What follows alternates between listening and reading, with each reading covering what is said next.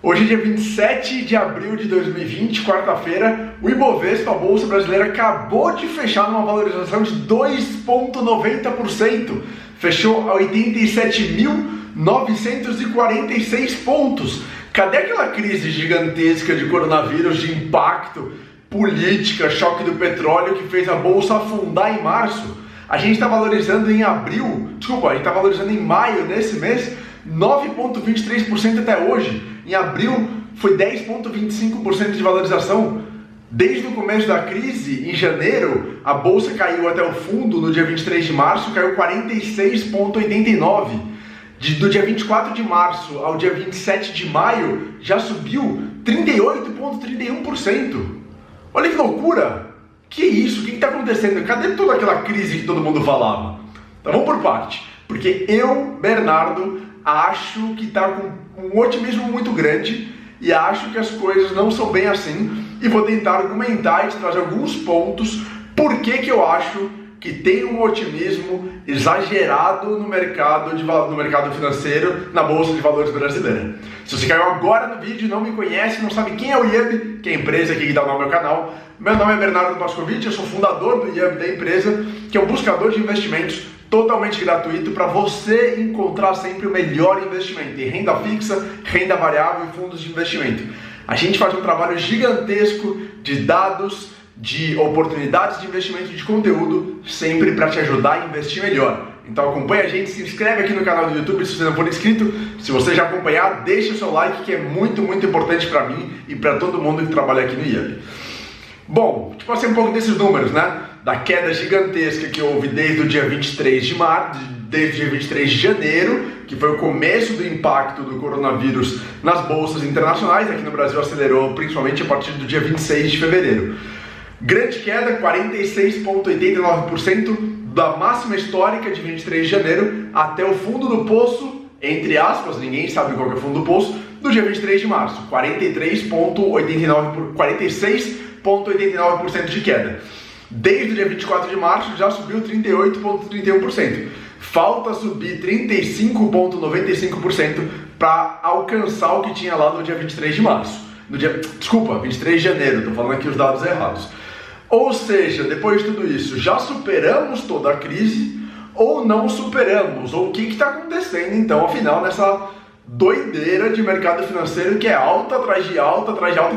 Eu fiz um vídeo há 2 semanas falando de maio vermelho, você deve estar rindo de mim agora, né? Porque eu estava falando que a gente, pelo comportamento do mercado, eu falei que a gente ia ter maio vermelho, ou que tinha uma grande chance de ter maio vermelho. Que maio vermelho? A gente está em maio com 9,23% de valorização, faltam 2 pregões para acabar o mês, é amanhã, quinta-feira e depois de amanhã acabou. Não vai cair em 2 dias, 9, é tudo isso, não vai cair. Não vai cair, então maio já está verde praticamente. Mas vamos lá, vamos por partes. Eu fiz uma lista aqui de 3 pontos que já foram superados, 3 pontos principais que já foram superados desde o início de toda a questão do coronavírus. E listei 10 pontos que ainda não foram superados e esses 10 pontos que me preocupam. Esses 10 pontos fazem eu, Bernardo, pensar que ainda tem queda para acontecer, que ainda tem muita coisa não precificada e que o mercado está muito entusiasmado com vacina de coronavírus e com retomada de algumas economias e abertura de alguns países, se esquecendo de algumas questões muito relevantes, especialmente se tratando de Brasil. Então vamos lá, primeiro, estamos hoje, dia 27 de maio de 2020. Muito bem, obrigado. Pelo que já passamos, né? O que já foi superado em toda essa crise desde o começo, lá em janeiro de 2020. Levantei aqui o seguinte, olha, primeiro, choque do petróleo. Coloquei como já foi superado, porque já houve um grande acordo, um acordo histórico da OPEP+, que é a Organização dos Países Exportadores de Petróleo, junto com Rússia, Brasil, Canadá, Estados Unidos, países importantes, Noruega, exportadores de petróleo. E houve aquele acordo de redução de milhões de barris por dia na produção para conter a oferta excessiva que estava tendo com uma demanda muito grande que caiu. Você deve lembrar lá que em abril o petróleo derreteu, né? O petróleo futuro chegou a ser cotado com preço negativo pela primeira vez na história. Então, de alguma forma, a gente ultrapassou, superou esse problema ou esse choque do petróleo. Segundo ponto que foi superado, a primeira onda do coronavírus na Ásia, na Europa e nos Estados Unidos de alguma forma foi superada. E colocaria aqui talvez, começando no Brasil, não sei, tenho minhas dúvidas, mas Ásia, Europa e Estados Unidos superaram a primeira onda do coronavírus. O Japão decretou agora o fim do estado de emergência, já vai começar a reabrir também parte da sua economia e do seu país.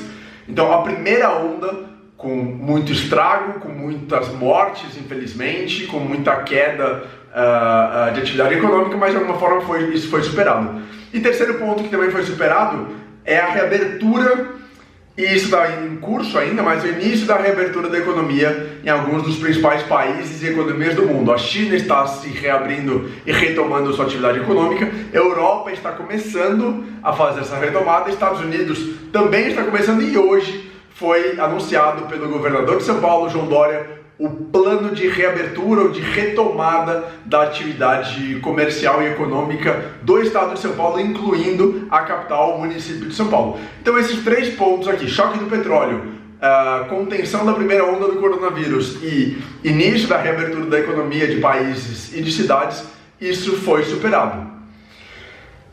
E na minha opinião, esses são os 3 pontos, únicos 3 pontos, que foram superados ou que estão de alguma forma no otimismo dos investidores. Por quê? Porque eu tenho uma lista aqui de 10 pontos que não foram superados e que eu não entendo de onde está vindo tanto otimismo. Quer dizer, até entendo. O otimismo dos investidores está vindo principalmente de dois pontos. Eu falo principalmente de 2 pontos principais. Principalmente 2 pontos. Primeiro, vacina contra o coronavírus. Repara bem, eu falei disso no meu Instagram. Inclusive, se você não me segue no Instagram, me siga, porque eu faço conteúdos todos os dias lá, é @BernardoPascovitch, vou deixar aqui embaixo na descrição do vídeo também. Repara o seguinte, cada vez que há o anúncio de uma nova empresa desenvolvendo uma vacina contra o coronavírus, ou testou com sucesso em seres humanos uma vacina contra o coronavírus, bolsas disparam. Investidores animados, entusiasmados, vamos encontrar vacina, isso vai acabar, blá blá blá. Aí a mesma empresa reporta, os resultados não foram tão positivos como a gente esperava. O mercado cai, a vacina vai demorar mais, resultados são inconclusivos, resultados errados, etc. Ou seja, estamos tradando, estamos investindo com base na expectativa de uma vacina, com base no emocional de encontrar ou não encontrar a vacina. Não tem fundamento nenhum, nenhuma vacina foi encontrada ainda. Legal, vários testes e vários indícios que estão evoluindo, mas nada concreto até agora. Ou seja, estamos tradando, investindo com base em uma possibilidade futura. Isso para mim é bizarro. Para mim isso é muito estranho no mercado financeiro. Mostra como os investidores estão agitados, estão esperançosos e até me fugiu a palavra, estão precisando de uma vacina para confirmar suas hipóteses e seus valuations. Isso para mim já é complicado. Segundo ponto que também tem puxado essa alta é a reabertura da atividade econômica dos países.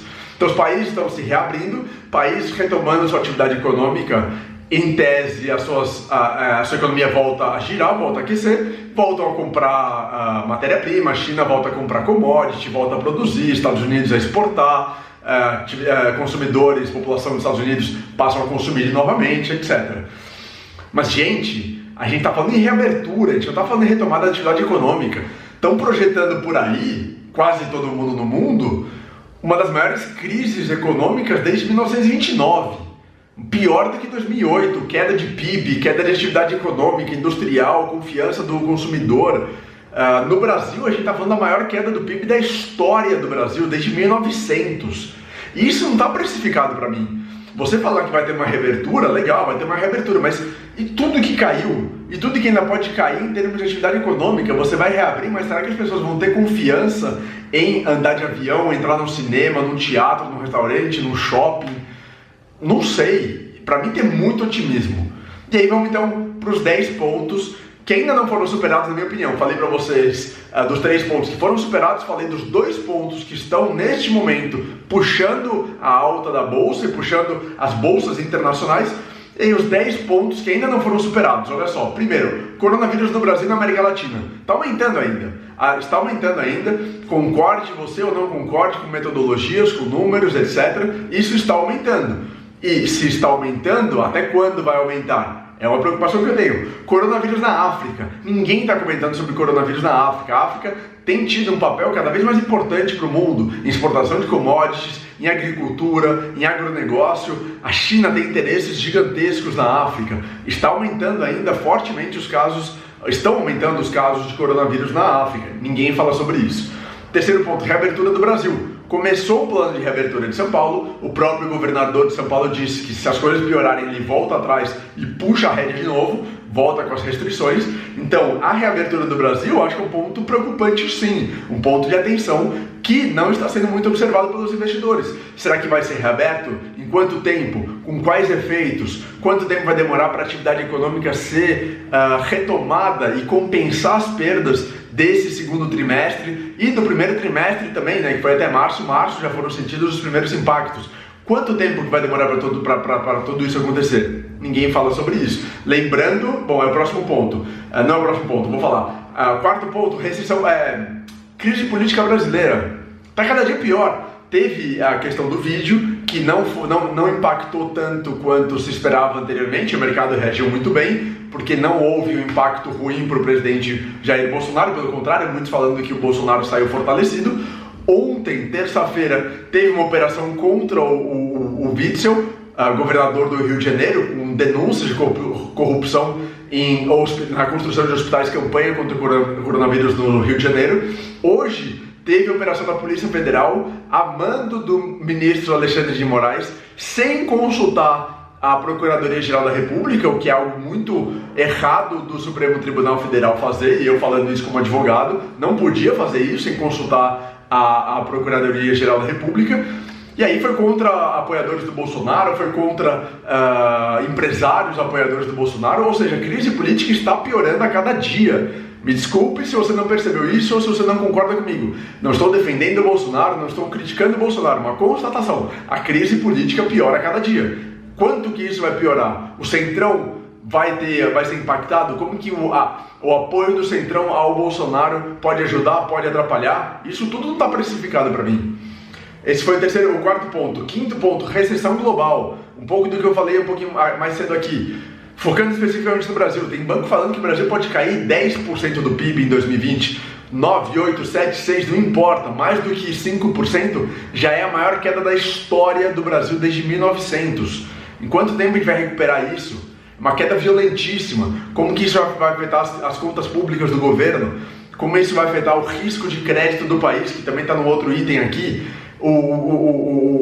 A nota de investimento, o grau de risco atribuído pelas agências de classificação de risco. Isso é importantíssimo para que investidores estrangeiros voltem a investir no Brasil. Ninguém fala sobre isso também. Sexto ponto, aí sim, o risco de crédito de países e empresas, mais onda de falências. A gente está vendo, eu vi ontem um dado, não lembro exatamente quanto, mas muitos microempresários individuais no Brasil não pagaram seus impostos em março, não tiveram dinheiro para isso. Será que esses microempresários individuais vão quebrar? Será que eles vão conseguir se manter na crise? Latam, pedido de recuperação judicial. Avianca, pedido de recuperação judicial e falência. Empresas sendo socorridas no mundo inteiro pelo governo, planos de salvamento, né, aqueles bailout, de salvamento financeiro pelo governo brasileiro e governos internacionais. A Europa aprovou hoje um pacote de mais de 1 trilhão de euros para ajudar a sua economia. Ou seja, esse risco de crédito dos países não conseguirem honrar suas dívidas. A Argentina teve que renegociar e declarar moratória no pagamento da sua dívida. Isso preocupa também. Isso precisa ser precificado e isso pode causar uma crise financeira no mundo. Ok, esse risco foi diminuído? Foi um pouco diminuído, mas ele ainda existe. Também acho que está sendo negligenciado. Sétimo ponto, risco de segunda onda de coronavírus no Brasil e no mundo. Existe sim esse risco, acho que ele está minimizado nesse momento. Teve algum surto na China, Coreia do Sul, mas isso também foi controlado, mas é um risco que existe. Oitavo ponto, vacina, como eu falei, vacina ainda não foi encontrada e precisa ser encontrada. Nono ponto, tensões entre Estados Unidos e China piorando a cada dia. A cada novo dia, mais tensões e mais disputas entre Estados Unidos e China, com acusações mútuas, ameaças de multas, de sanções, de regulações, de tirar empresas chinesas da Bolsa dos Estados Unidos, uma coisa muito ruim na minha opinião. E 10º ponto, agenda de reformas do Brasil. Isso foi paralisado e muitos investidores e especialistas internacionais dizem que o Brasil precisa retomar sua agenda de reformas para voltar a crescer e para voltar a atrair investidores internacionais. Então, gente, falei aqui 3 pontos que já foram superados nessa crise, falei 2 pontos que estão trazendo esse rally, essa alta das bolsas internacionais da Bolsa Brasileira nesse momento, e de 10 pontos que ainda não foram superados e que, na minha visão, precisam ser superados para a gente conseguir falar: ufa, a crise passou, ufa, as coisas estão melhores. Nesse momento, mesmo com essa baita aceleração da Bolsa, hoje, maio, voando, quase batendo em abril, recuperando grande parte do que perdeu em fevereiro e março, pô, muito bom, muito legal, mas acho que estão tradando muito mais baseados em otimismo e baseados em expectativa de vacina e expectativa de reabertura econômica dos países do que em fundamentos propriamente ditos. Dos 10 pontos negativos, dos 10 pontos que ainda não foram superados, esses são fundamentos de verdade, são fundamentos relevantes que não foram superados. Os pontos que já foram superados também são importantes, mas na minha visão eles ainda têm impacto negativo menor do que esses 10 pontos que precisam ser superados e endereçados. E o que tem causado a alta da Bolsa, vacina e reabertura, não são fundamentos, são expectativas, são aspectos emocionais dos investidores. Era esse recado que eu queria te passar, de preocupação e de mais realismo com base em tudo que está acontecendo. Mas me conta aí, você concorda comigo ou não? Comenta aqui embaixo para eu saber. Obrigado, um abraço e até a próxima. Tchau!